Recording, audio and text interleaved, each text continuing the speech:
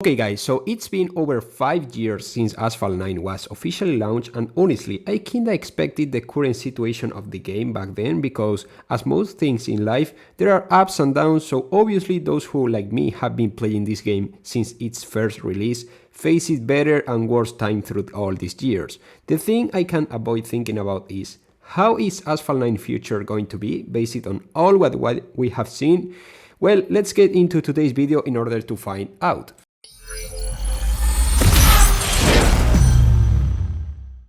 First of all, on this video you will be seeing a few races with the new Koenigsegg CC850 that PHANTOMBLAZE, a highly skilled player from iOS, sent me, since I will be talking about this Koenigsegg CC850 Drive Syndicate later on today's video. If you want to see more run like this one, you have PHANTOMBLAZE channel on this video description. You know, every single player that began playing at the release obviously remember how good and rewarding the game was at its beginnings. Multiplayer used to give way more tokens and rewards for literally everyone, career mode was better, and there weren't a lot of not necessarily good things that we have nowadays on the game. It's normal that at the time keep spacing, the devs, and more importantly, those above them, will try to find more ways to increase the revenue from Asphalt 9, which, despite it's obviously a game, it's over that a product where a business, this is Gameloft, want to get profit from. What I think is it doesn't make sense is the way the prices on this game are settled. I will use a basic example, the tokens. Tokens are, as for now, the most important currency of Asphalt 9, because it basically allows you to unlock most of the cars having a good enough amount of them, and despite that you can get a good amount of tokens for free, it actually takes time, especially if you are a free-to-play player, and in some cases you will have to let car go, so you can keep saving tokens for something good if it ever arrives. So, if you want to get more cars at a decent level, you will have to basically buy tokens. We have the Asphalt 9 Bank, which was a new feature and gives tokens at a decent price, 600 tokens for like $5. But if you need them faster, you will have to buy them at the store, either from bundles or directly at the tokens pack. And let's remember, 3000 tokens cost $100 and maxing out a D-class car require 15,000 tokens at least, worth around $500. A B-class car, for example, from 25 to 30,000 tokens, worth over $1,000. And depending on the car we talk about, an S-class car can require up to 50 to 60,000 tokens, which is somewhere around $2,000. Just for maxing out a single car. We are not even focusing on the other cars that are usually required on the special events, where most of the cars are released through. That can easily increase the cost of getting a single specific car maxed out to over 100,000 or 150,000 tokens alone on a single special event.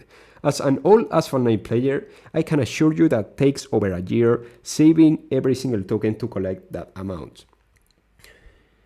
Imagine that scenario repeating over and over again as the months keep passing.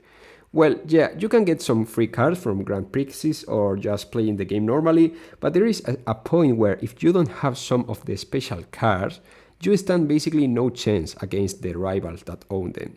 And in most of the cases, maxing out the free best cars can take months, even years, which in order to engage newcomers is honestly a quite bad strategy, since that's quite discouraging, to say at least, because in order to speed up the process, you basically have to spend real money on bundles or offers that most of the time are extremely overpriced for the product they offer.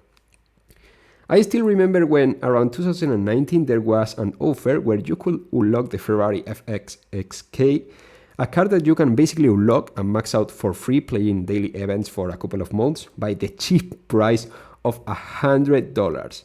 The worst part of this deal is that I saw people actually buying that offer since they were newcomers and had no idea about how easy it was to unlock that car.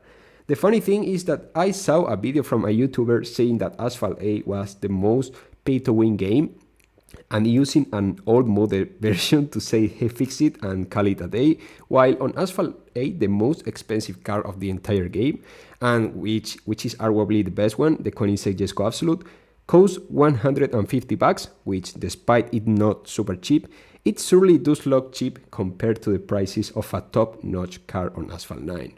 I guess that on the case of having no idea of what he was talking about, was just better for the views, or maybe he didn't even bother to try Asphalt 9 since he couldn't get a modded version of the game, I assume.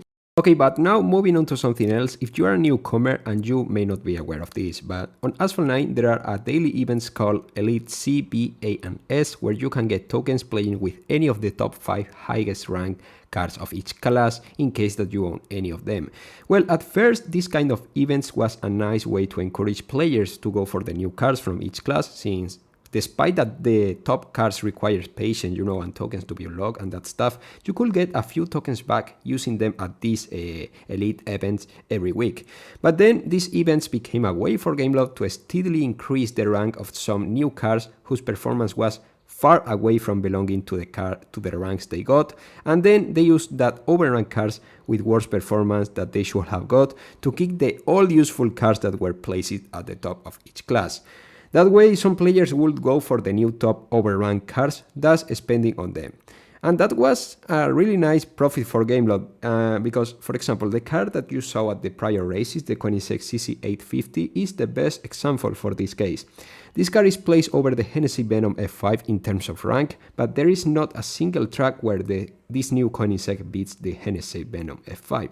This new card is not a king, is not as good as many other cards placed behind it, but still, cards like this will eventually kick the Hennessy Venom F5 from the Elite S-Class event, despite that the Venom is still the king of the game by a long margin, and that's Gameloft's strategy to green every single possible dollar from this game, even if that implies to kick out the all event cards from every single useful event. And now, talking about events, it's time to mention the last point of this video, because I used to play Asphalt 8 a lot. Through the years I collected well over 350 cards, which I can assure you guys that it's a lot, and most of them are not kings, maybe more or less competitive, but not better than a certain meta cards that resisted against all odds. In this kind of racing games, as it's the case of Asphalt 8 and Asphalt 9, it's pretty obvious that Gameloft doesn't earn from making tracks and that stuff, but by releasing cards to race on them. And at this point, it's pretty obvious that Asphalt 9 is well on the path to become what Asphalt 8 is right now, where literally 50 cards out of 350 are notably more useful, and then we have basically refill cards, maybe close to a decent performance, but that at the end just to do the paper of pure filler, so those players with big wallets can actually spend of them. So it's the case of the Koenigsegg 850. As I said, many newcomers may think that they have a chance to actually unlock the car, either for free or maybe spending a few bucks. What they don't know actually is that it takes over $5,000 to unlock and decently upgrade this Koenigsegg, which, let's remember, is not even close to be a king of the entire game. Is it actually worth it? Well, for those actually above the developers of this game, definitely it is. And anyways, aside from the wallets of all players that decided that it's better to stick to the game rather than stop playing or just selling their accounts, at the end Gameloft makes a profit from every single new player that download this game. That's why you will see videos of big creators on the racing games community doing promotions of Asphalt 9 at some point, if they didn't do already. They may say it's free to play, and certainly the game it is. However, it's not a play-to-win game unless you are willing to spend a huge amount for a single car. Who knows? I don't know the demographics of this video at the end.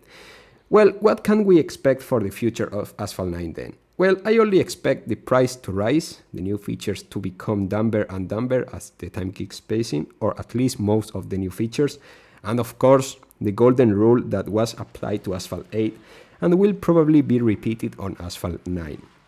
Many filler cars for a few years to come. I really hope you all enjoyed this video. Make sure to drop your like, subscribe, and turn on notification, as I will upload more videos the coming weeks. Make sure to drop a comment, tell me your thoughts and that stuff, and I will see you really soon with much more Asphalt content. Goodbye, guys.